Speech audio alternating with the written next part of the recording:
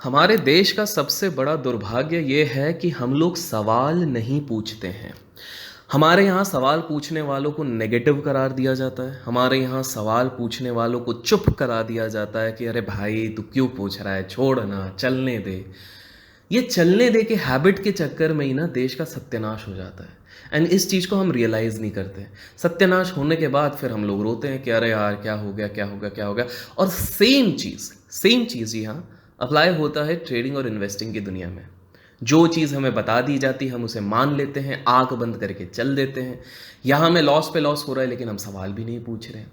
यहाँ पर हमने आधी चीज़ समझी है तो भी हम सवाल नहीं पूछ रहे हैं। यहाँ पे मीडिया हमको कुछ चीज़ें बता रही है, हम आंख बंद करके मान लेते हैं और यही प्रचलन चलते आया है और हम सवाल नहीं पूछते। तो आज के इस वीडियो में, जैसे कि जिन लोगों ने मेरा लास्ट वीडियो देखा काफ़ी अच्छे अप्रिसिएशंस दिए, thank you so much for viewing. अगर अभी तक आप लोगों ने नहीं देखा है तो आप चैनल पे जाके बिल्कुल देख सकते हैं क्योंकि उसमें काफ़ी इंटरेस्टिंग फैक्ट्स हैं। आज का ये जो वीडियो है ये कहीं ना कहीं थोड़ा बहुत उसके कंटिन्यूएशन में है। आज मैं नाम भी लूँगा क्योंकि काफ़ी वीडियोस हैं उनके बारे में ऑलरेडी काफ़ी जगह पे, और मैं वैसे भी कुछ बुरा नहीं कह रहा हूँ। मैं सिर्फ आप लोगों से जो ये वीडियो देख रहे हैं कमेंट सेक्शन में बिल्कुल बताइए आपका क्या व्यू है, क्योंकि मैं ये चार जो when I look into various interviews, काफ़ी सारे इंटरव्यूज देखता हूँ, काफ़ी सारे इनके बारे में रिसर्च करता हूँ, या फिर जिन लोगों को जानता हूँ जो कहीं ना कहीं इनडायरेक्टली इनको जानते हैं उन लोगों से मैं बात करता हूँ, मतलब पुराने वेटरन्स, उनसे बात करता हूँ। कुछ सवाल है ना वो अनआंसर्ड रह जाते हैं। कहीं ना कहीं मुझे पता है कि इनके जवाब क्या हैं, लेकिन मैं आप लोगों से आज पूछना चाहूँगा कि इनके जवाब क्या है, इनकी मिस्ट्री क्या है। तो आज के वीडियो को बिल्कुल एंड तक देखिएगा दोस्तों। अगर कुछ भी पसंद आए तो मेक श्योर लाइक कीजिएगा, शेयर कीजिए अपने दोस्तों के साथ ताकि उनको भी अवेयरनेस थोड़ा मिले अगर उनके दिमाग में कुछ मिथ्स है या उनके पास हमारे सवालों का जवाब हो। एंड प्लीज़ इसे एक पॉजिटिव नोट पे लीजिए, बिकॉज सवाल पूछना एक डेमोक्रेटिक कंट्री में गलत नहीं होता है। तो today I am going to talk about those 4 mysteries जो मुझे लगता है राकेश झुनझुनवाला साहब के इर्द गिर्द है। राकेश झुनझुनवाला जी एक बहुत बड़े नाम है, बिलियनर हैं, स्टॉक मार्केट के जगत में एक इंस्पिरेशन है। नो डाउट उनकी काफ़ी सारी चीज़ें हैं जो सिर्फ मुझे ही नहीं पूरी युवा पीढ़ी, पूरे एक्सपीरियंस्ड फेलो सब लोगों को इंस्पायर करती है, बिकॉज इस तरह की वो पर्सनालिटी है, इतना बड़ा पैसा बनाया है कि आप पूछ नहीं सकते। लेकिन जब आप उनकी पूरी चीज़ों के साथ जाते हैं, anything which is available on public domain, तो 4 सवाल ज़रूर उठाने चाहिए अपने आप से, भले उनसे नहीं, एंड पूछने चाहिए इनके जवाब क्या है। तो पहला सवाल, आप सभी को पता है कि राकेश जी का जो सबसे पहला बड़ा बेट था वो सेसा गोवा, जिसको आज हम वेदांता के नाम से जानते हैं, उसके फॉरवर्ड कॉन्ट्रैक्ट्स और कैश में उनने खरीदे थे काफ़ी करोड़ों के सौदा।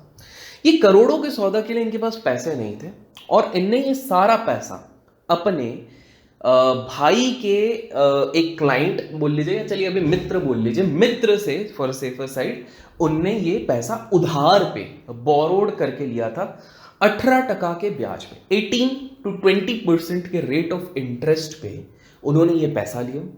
3 महीने में ये पैसा डबल हो गया।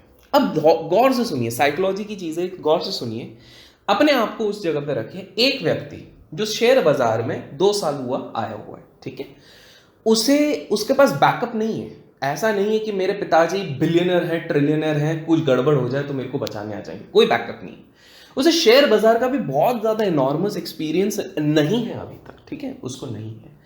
तो क्या ऐसा व्यक्ति अगर पैसा उधार पे भी लेता है, सारा का सारा पैसा विथ अटमोस्ट कन्विक्शन, उस एरा में जहां कर कि सबको पता है कि रातों रात एक blue chip stock, penny stock बन सकता है, उस एरा में क्या वो इतना रिस्क लेके अंधाधुन एक ही स्टॉक पे पैसा बिना किसी नॉलेज के लगा सकता है क्या? अपने आप से पूछिए। आप अगर हो आज के टाइम पे, चलिए मैं आपको बोलता हूँ 18% पे, आज के टाइम पे, उस टाइम को तो छोड़ दो, उस टाइम पे तो रेगुलेटर नहीं थे, कुछ नहीं था, आए दिन ऊपर नीचे हो जाता था, बियर अटैक कर देते तो एक एक दिन में मार्केट पूरा गिरा देते थे।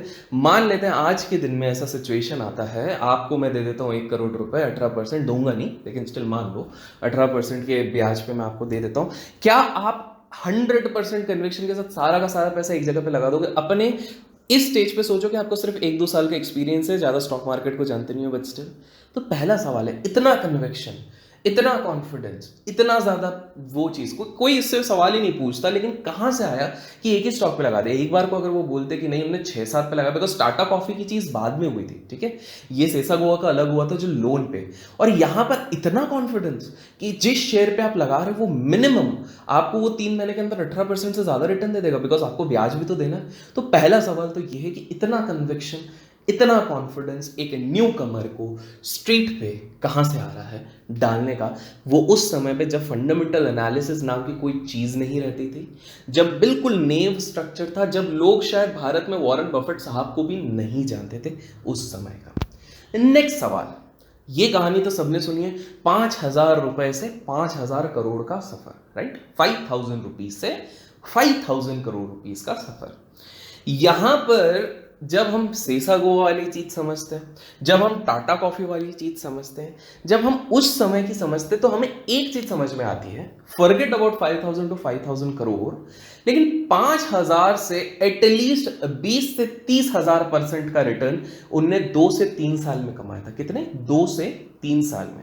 तो मेरा सेकंड सवाल ये उठता है, क्यों इनने किसी वर्ल्ड रिकॉर्ड के लिए अप्लाई नहीं किया? चलो अब आप यहाँ पे निगेट कर सकते हो, अरे शायद उनको इतना उसका गरज ही नहीं होगा, पैसे कमा रहे हैं बढ़िया, उनको लाइमलाइट में आना ही नहीं था। तो इसी पे दूसरा सवाल उठता, अगर लाइमलाइट पे आना ही नहीं था तो व्हाई ही बिकेम मीडिया सेवी? Why just after the Ketan debacle he often started coming in this thing? And why internationally जो ब्लूमबर्ग होता है, फोर्ब्स होता है, वो सबको कवर करता है उनके परसेंटेज रिटर्न में, लेकिन इनको परसेंटेज रिटर्न नहीं, नेटवर्थ के लिए बाद में फोर्ब्स ने कंसिडर किया। क्यों परसेंटेज रिटर्न पे नहीं किया गया, ये एक और सवाल होता है। बिकॉज 20-30 हज़ार % का रिटर्न, तो अब आप लोग कहेंगे कि उस समय तो शायद बहुत लोग कमा लेते थे। अगर बहुत लोग कमा भी लेते थे, अगर इनने लेजिट उस चीज को कमाया था, तो आप दो चीजें और पूछिए, कौन से ऐसे स्टॉक थे जिनने इतना परसेंटेज ऑफ रिटर्न उस समय में 2-3 साल दिया? अगर आप बोलो 500%, 600%, 10,500%, तो बिल्कुल मानता है। इनफैक्ट इनके बारे में तो हमको ये भी पता है कि हर्षद मेहता जी जब एसीसी स्टॉक को ऊपर चढ़ा रहे थे, तो ये और अपने गुरु के साथ तो उनको शॉर्ट कर रहे थे, बिकॉज आफ्टर एसीसी, जब एसीसी 3,000 के ऊपर जाने लग गया तो इनको ओवर वैल्यूड लगा। वो बात अलग है, वो 10,000 तक गया। इसका मतलब ये 3,000 में जब इसे ओवर वैल्यूड समझ रहे हैं, तो कहीं ना कहीं ये मैक्सिमम परसेंटेज रिटर्न उस समय पे जो लेते होंगे वो 600-700% रहता था। तो ये थोड़ा यहां पर कुछ मिसिंग पजल है जो समझ में नहीं आता। तो दूसरा सवाल ये है कि क्यों नहीं है ये प्रेजेंस। तीसरा सवाल, एप्टेक का अभी एक इनका इनसाइडर का न्यूज आया, पब्लिक डोमेन पे है, आप लोगों ने देखा होगा। इनसाइडर ट्रेडिंग के लिए इनके ऊपर कुछ एलिगेशंस लगे। सेम एलिगेशंस आज से कुछ साल पहले लगे।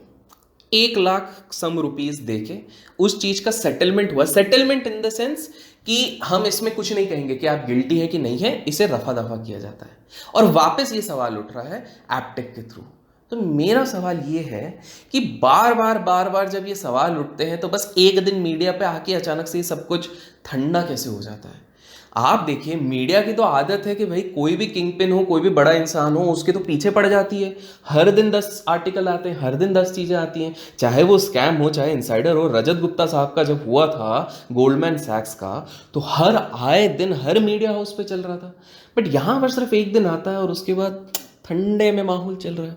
मतलब I don't get it. Media को तो इससे टीआरपी मिलती है, बट मीडिया भी काफी कॉशियस होकर क्यों चल रही है इस चीज से? ऐसे ही एक सवाल था, मैंने सोचा चलिए पूछ लूं, हो सकता है आपको ये सवाल हो। और एक मेरा फाइनल सवाल है, चलिए अपने आप से पूछिए, देश के सबसे smart investor, chartered accountant, very intelligent, दिमाग से हष्टपुष्ट, जो व्यक्ति हमेशा इन्वेस्टमेंट में हमें कहते हैं कि साउंड कंपनीज में इन्वेस्ट कीजिए, फ्यूचर अर्निंग्स के हिसाब से इन्वेस्ट कीजिए, वैल्यू में इन्वेस्ट कीजिए, क्योंकि इसके अलावा आप कहीं पे करेंगे तो पैसा गंवाएंगे। तो मेरा सवाल यह है, जब सामने से दिख रहा है, एक नॉर्मल रिटेल, एक लेमैन को भी दिख रहा है, जेपी एसोसिएट के हवाले निकले हुए हैं, डीएचएफएल के हवाले निकले, तो भले ही 0.5% का आप स्टेक ले रहे हैं, बट क्यों? आखिर क्यों?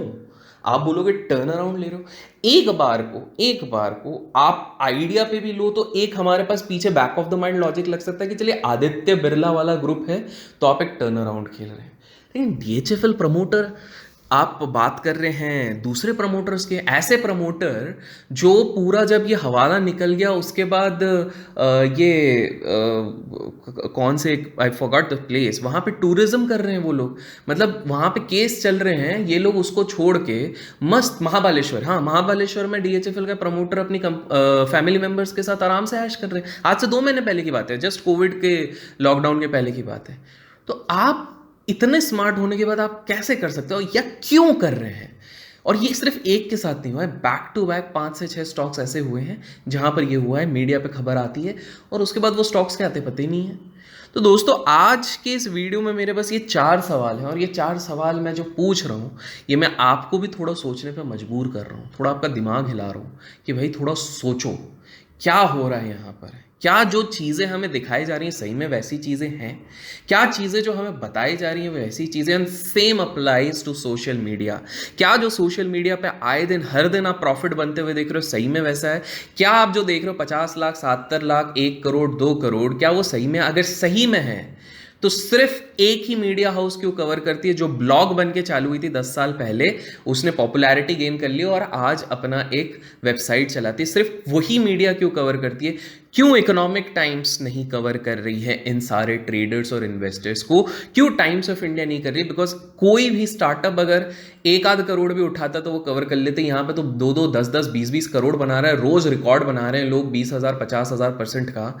Still why they are not being covered? ये सवाल आपसे पूछने। यूट्यूब पे आप देखते हो हर दिन कोई 15-20 लाख, 25 लाख, 40 लाख, 50 लाख बना रहा है, क्यों इनको कवर नहीं कर रहे? और अगर कवर भी करती तो सिर्फ एक मीडिया हाउस करती है, उस पर भी हजारों एलिगेशंस लगते हैं कि ये फॉल्स न्यूज़ दे रही है, ये कर रही है। ये जब भी किसी को लाती है वो सामने वाला 70,000 है 1 लाख रुपए का वर्कशॉप लॉन्च कर देता। क्यों ये चीज़ हो रही है? कभी अपने आप से पूछिए। अगर जवाब मिल जाए तो कमेंट सेक्शन में याद से लिखिएगा। Till then keep learning, keep growing, keep investing and keep trading.